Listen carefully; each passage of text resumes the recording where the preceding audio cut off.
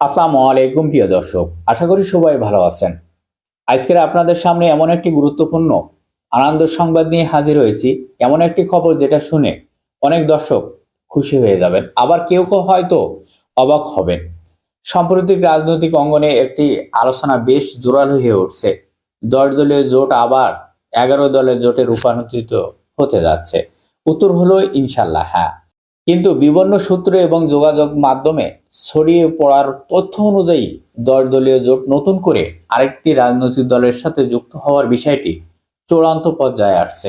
বিশেষ করে আকলাক টিভির একটি পোস্টের মাধ্যমে যে বিষয়টি নতুন করে আলোচনায় আসছে, সেখানে কমেন্ট বক্সে সাধারণ মানুষের নানান প্রতিক্রিয়ার এবং মতামত দেখা যাচ্ছে। তবে এখানে অনেকের মনে একটি স্বাভাবিক প্রশ্ন আসতে পারে, তাহলে কি ইসলামী আন্দোলন বাংলাদেশ চরমোনাই পীর সাহেব কি আবারও ফিরছে? এই মুহূর্তে সোজাসাপটার উত্তর হলো না। বর্তমান তথ্য বিশ্লেষণ অনুযায়ী চরমোনাই ইসলামী আন্দোলন বাংলাদেশ ফিরে আসার সম্ভাবনা নেই বললেই চলে। বরং বলা যায় যে দলটি নতুন করে যুক্ত হতে যাচ্ছে সেটি সম্পূর্ণ ভিন্ন একটি রাজনৈতিক দল। চরমোনাইয়ের সঙ্গে এর কোনো সরাসরি সংশ্লিষ্ট নেই বা সম্পর্ক নেই। অনেকেই আবার প্রশ্ন করতে পারেন, তাহলে আপনি কিভাবে জানতে পারলেন? দেখুন, সব সোর্স প্রকাশ করা সম্ভব হয় না। কিছু তথ্য থাকে যেগুলো অফ দ্য রেকর্ড, কিন্তু সেগুলো ভেরিফাইড, নির্ভরযোগ্য। আপনারা যারা নিয়মিত আমার ভিডিওগুলো দেখেন তারা জানেন আমি কখনো মিথ্যা গুজব, খবর, বিভ্রান্তিমূলক তথ্য প্রকাশ করি না। প্রোপাগান্ডা বা ভুয়া আশ্বাস দেওয়া আমার কাজ নয়। বরং এই খবরটা যদি আজ অফিসিয়াল ভাবে মিডিয়া না আসে, তার পিছনে মূল কারণ কেন্দ্রীয় নেতাদের ব্যস্ততার কারণে। তবে সবকিছু ঠিক থাকলে আগামী 2-3 দিনের ভিতরে মধ্যে বিষয়টি আনুষ্ঠানিকভাবে প্রকাশ্য আসার সম্ভাবনা রয়েছে।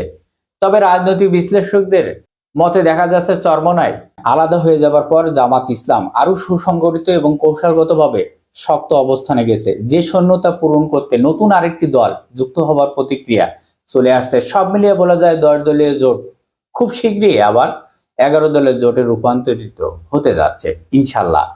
তবে আমরা এখানে পক্ষপাতিত্ব নয়, অতিরিক্ত উচ্ছ্বাস নয়, বরং আমাদের লক্ষ্য হওয়া উচিত একটি শক্তিশালী রাষ্ট্র, কার্যকর ঐক্যবদ্ধ গঠন।